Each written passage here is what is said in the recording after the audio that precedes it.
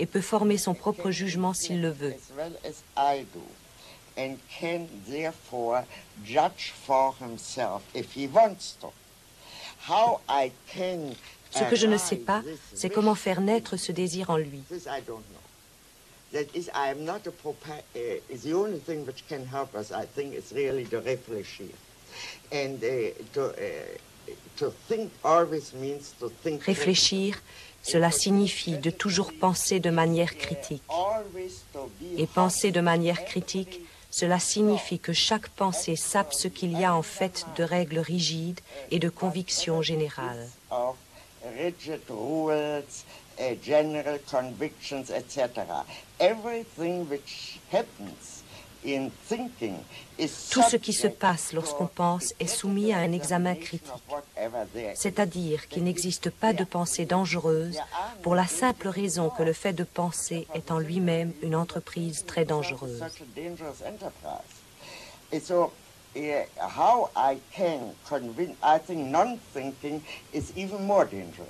Mais ne pas penser est encore plus dangereux.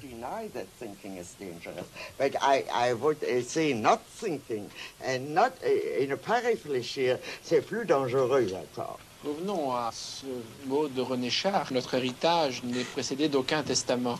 Quel est d'après vous l'héritage du XXe siècle? Vous êtes jeune, je suis âgé, mais nous sommes encore là tous les deux pour leur laisser quelque chose. Justement, que laisserons-nous au XXIe siècle? Nous sommes les trois quarts du siècle sont déjà écoulés. I have no idea. I'm pretty sure that modern art, which Je suis à peu près certaine qu'il y aura l'art moderne, qui stagne plutôt actuellement.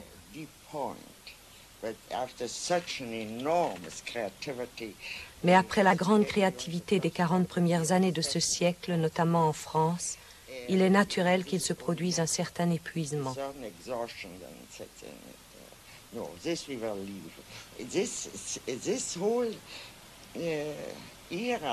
Ce XXe siècle sera probablement l'un des grands siècles de l'histoire, mais pas en politique. Vous parliez de... Et l'Amérique? Non. Pourquoi?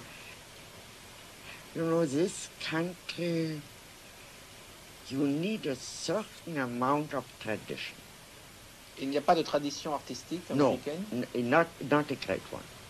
A great one in poetry. En poésie, oui. Dans le roman, en littérature. Mais la seule chose qu'on puisse vraiment mentionner, c'est l'architecture. Ces bâtiments de pierre sont comme des tentes de nomades pétrifiés.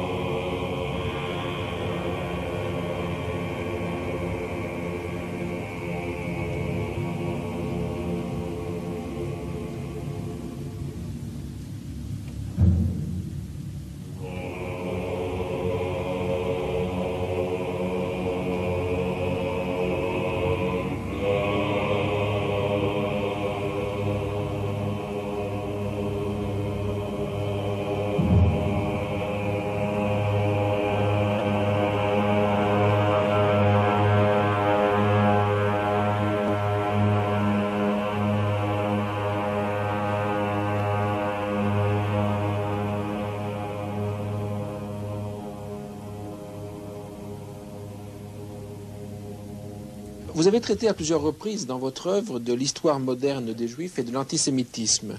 Vous dites à la fin de l'un de vos ouvrages que la naissance du mouvement sioniste à la fin du XIXe siècle a été la seule réponse politique que les Juifs aient jamais trouvée à l'antisémitisme.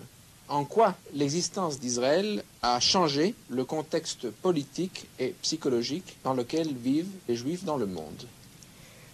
Oh, I think it has changed everything. The Jewish people, Je crois que cela a tout changé. Aujourd'hui, le peuple juif est vraiment uni derrière Israël. Ils sentent qu'ils ont un État, une représentation politique, tout comme les Irlandais, les Anglais ou les Français. Ils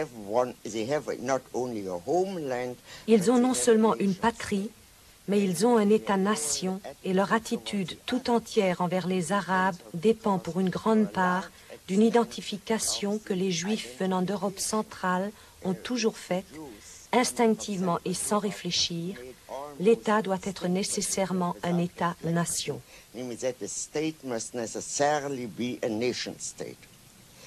Now, this has, that is the whole relationship between diaspora and Israel. Les relations entre la diaspora et Israël, ou ce qui antérieurement était la Palestine, ont changé parce qu'Israël n'est plus simplement un refuge pour Juifs polonais.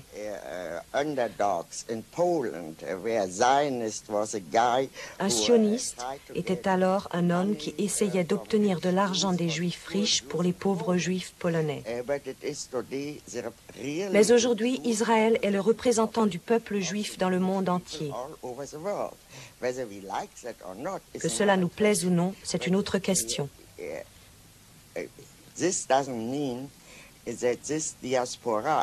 Cela ne signifie pas que le judaïsme de la diaspora doit toujours être du même avis que le gouvernement israélien. Ce n'est pas une question de gouvernement, c'est une question d'État. Tant que cet État existera, il sera évidemment ce qui nous représente aux yeux du monde. Justement, un auteur français, Georges Friedman, a écrit il y a une dizaine d'années un livre intitulé « Fin du peuple juif », point d'interrogation, où il concluait qu'à l'avenir, il y aurait d'un côté un nouvel État-nation israélienne et de l'autre côté, dans les pays de la diaspora, des Juifs qui s'assimileraient et perdraient peu à peu leurs caractéristiques propres. Cette hypothèse sounds very plausible, and I think it's quite wrong. Cette hypothèse semble très plausible et je crois qu'elle est tout à fait fausse. Dans l'Antiquité, lorsque l'État juif existait encore, il y avait déjà une grande diaspora juive.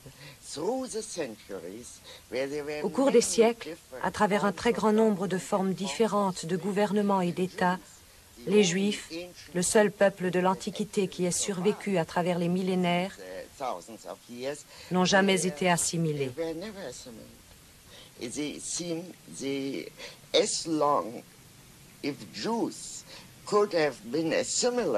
Si les Juifs avaient pu être assimilés, il y a longtemps qu'ils l'auraient été. Il y a eu une occasion pendant la période espagnole, il y en a eu une autre pendant la période romaine, puis évidemment au XVIIIe et au XIXe siècle. Un peuple, une collectivité ne se suicide pas. M. Friedman se trompe parce qu'il ne comprend pas que le sentiment des intellectuels qui peuvent changer en effet de nationalité et absorber une autre culture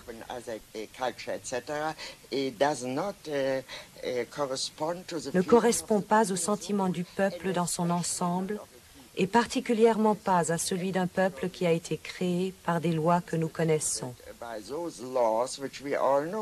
Que signifie pour les Juifs l'assimilation dans la société américaine? Well, in the sense in which we spoke of assimilated Jewry. Il n'y a pas d'assimilation à une culture. To the surrounding culture doesn't exist. Would you kindly tell me to Voulez-vous avoir l'obligeance de me dire à quoi les Juifs devraient s'assimiler ici? Aux Anglais, aux Irlandais, aux Allemands, aux Français? Alors, lorsque l'on dit que les Juifs américains sont très américanisés, non seulement américains, mais américanisés, à quoi fait-on allusion? One means is a way of life. Tous ces juifs sont d'excellents citoyens américains.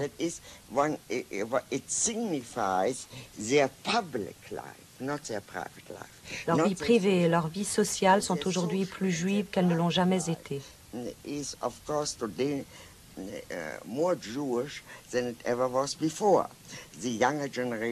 Ainsi, un grand nombre de jeunes apprennent l'hébreu, même si leurs parents l'ont oublié depuis longtemps.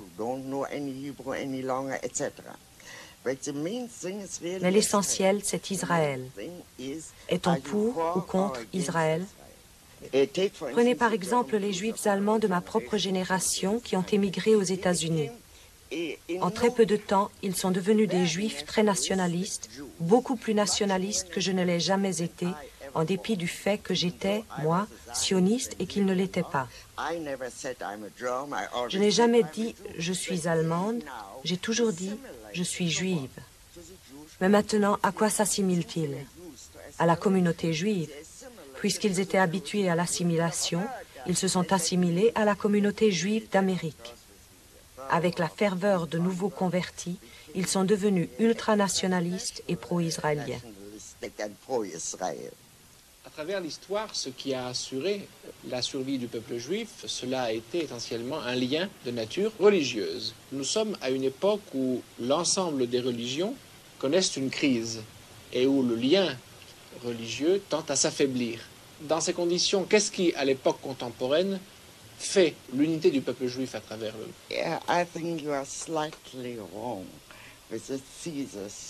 Je crois qu'ici, vous vous trompez légèrement. Lorsque vous dites religion, vous pensez évidemment à la religion chrétienne qui est un credo, une croyance, une foi.